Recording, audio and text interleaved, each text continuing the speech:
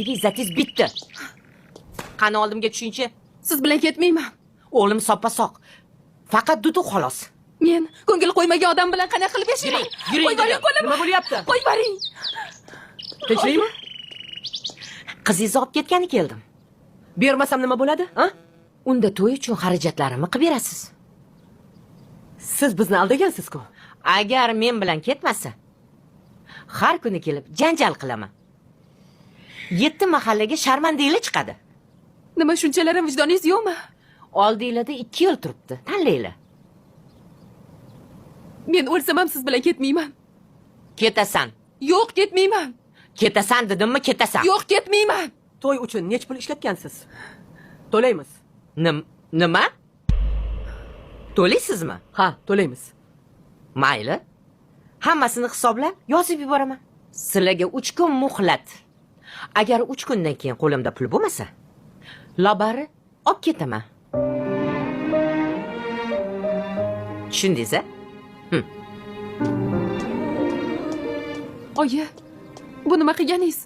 Bu xotinga pullarni qilib bermasak bizni tinch qo'ymaydi, qizim. Shuncha pulni qayerdan topasiz, oyi?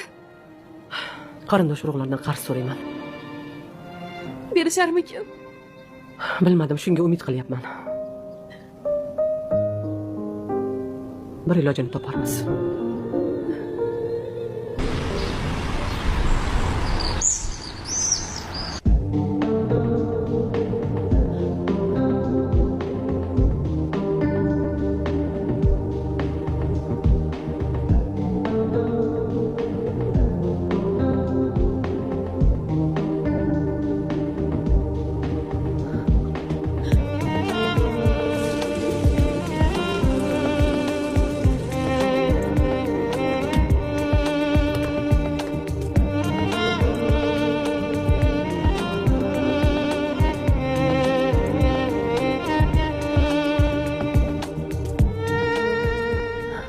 Ey Xudoyim, agar o'sha pulni topa olmasak, yana o'sha uyga ketishimga to'g'ri keladimi?